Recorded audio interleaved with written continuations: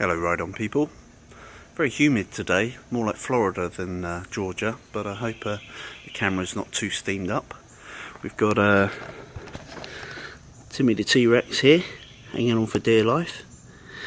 He's going to join us on our adventure today. I've got going to be meeting Charlie, famous Dr. Charlie, at the Waffle House. So I brought my SIG P365 today. You never know, waffle houses can be dangerous places. And plan for today is to go up to Fraziers Harley Davidson. Haven't been there for a long time. It's a nice dealership. It's kind of just slightly east of Beaufort, and at 2 today is a Triumph meet, although we're going to get there a bit late, so I'm not sure whether there'll be many Triumphs to actually ogle at, but we'll see when we get there. So Fraziers Harley Davidson is a very friendly dealership, and we had a good look around there, which was pretty interesting. One bike that caught my eye is the new Softail platform Heritage. This particular model, which is in olive gold, green and black, looked pretty stunning, and this one it benefited from the new 114 Milwaukee 8 engine, which is an option on this bike. It's also available in the regular 107. Both those engines are pretty refined actually. They don't shake, rattle and roll at a standstill anymore, and they've got good decent torque and pretty smooth power up to about 3,000 revs, and there's very little between the two up to that kind of revs, you know, kind of 60-70 miles an hour. Beyond that, and certainly top gear roll-ons, the extra grunt of the 114 makes itself known, and I quite like the look of this one. It's got the tool screen, a bit like the Road King Classic, really, of old, and it's got the leather covered, fully formed hard panniers which are lockable as well. It's a nice looking bike. It's got a kind of blacked out engine, a bit like the Street Glide Special, and there's a couple of things that could be better. The panniers don't lock super smoothly, and they have like a big D-ring inside, which kind of makes it difficult to top load some of the goods you might want to put in there. But that aside, it's a good looking machine, very period looks, but absolutely gorgeous LED headlight and spots, so definite nods to modern technology, and of course it's ABS, and this particular one has cruise control as standard as well. A nice bike. And as I mentioned, the dealership is very friendly. All the staff there were really kind to us, and we had a good look around, checked out some of the new cool clothing, and generally just wasted a bit of time there, which was fun. Well, we did a nice big loop round through the mountains up via Helen and Wolfpan Gap, ended up at Two Wheels of Suchers, and I think it was kind of over by the shouting possibly when we got there, but there was some reps from the Riders Association of Triumph, and some of the Triumph members from various states were there on all sorts of different bikes, so kind of reasonable turnout, I guess. Amongst the non-Triumph machines, there were some period Triumphs and also some modern Triumphs, which was nice to see. One bike that caught my eye was the Triumph Trophy 650 with its side ignition and its drum brake housing with a scoop to scoop up air to cool it down. It was a nicely maintained machine.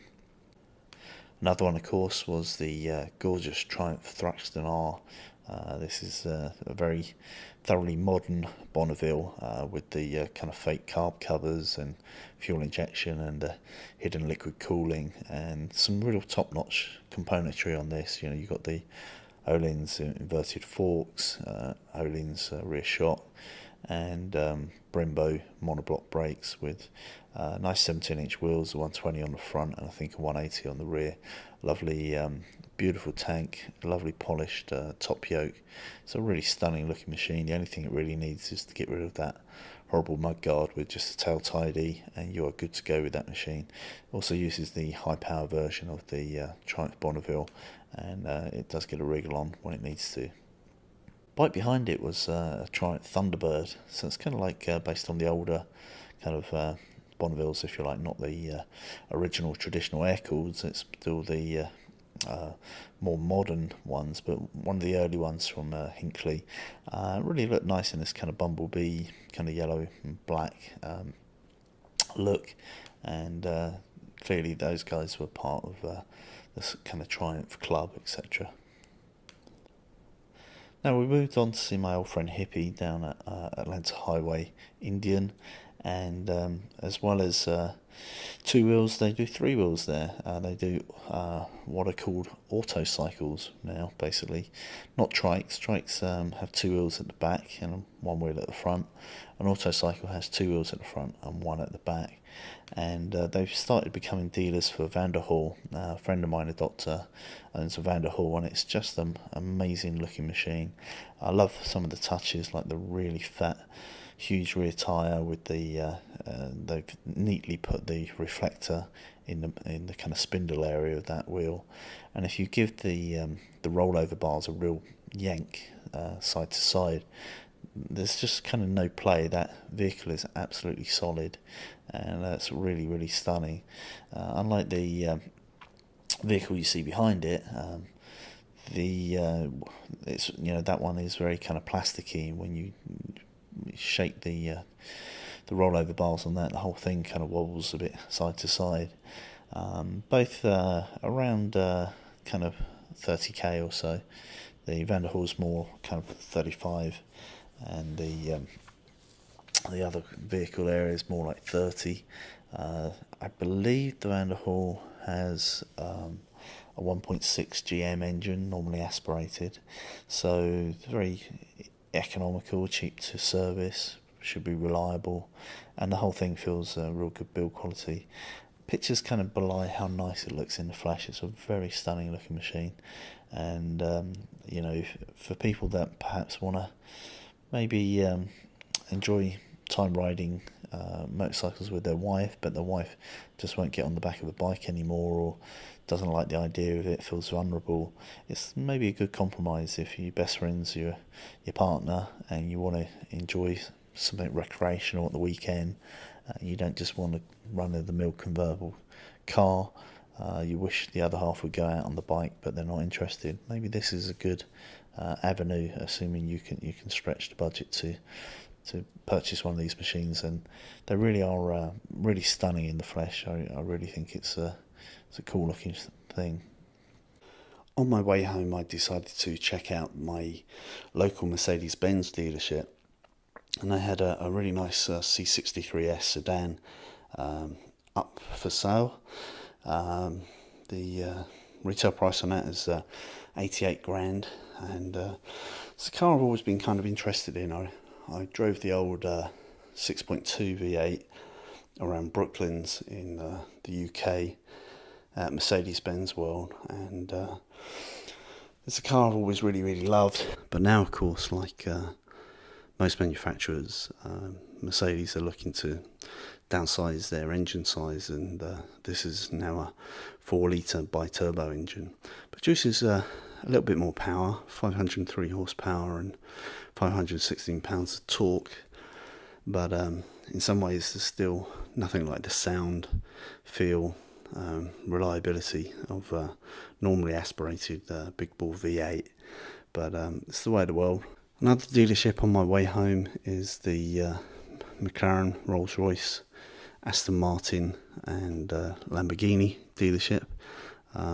It's a nice friendly dealership. They invited me to test drive the McLaren 570, which was a lot of fun. I really enjoyed driving that car. And one thing that caught my eye instantly was this Rolls-Royce, which was all murdered out in the black coachwork with the tinted windows and the black wheels and black grille. I mean, it just looked very gangster, basically. It looked very mean.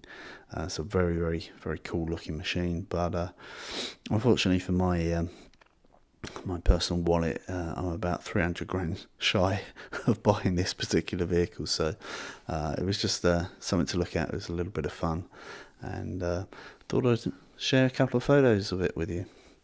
Anyway, this is just a very short video this week. I just wanted to let you know what I've been up to. Next week there's going to be a good video on a trip up to the historic Topoko Lodge, and then I'm off to Alaska for a couple of weeks in a nice vacation. So I'll probably post a couple of videos while I'm away. If not, I'll catch up when I get back. Thanks very much. I hope you like the video. Please feel free to add your comments and like and share. And if you haven't already, I really appreciate it if you could subscribe. Thanks for watching. Have a great day.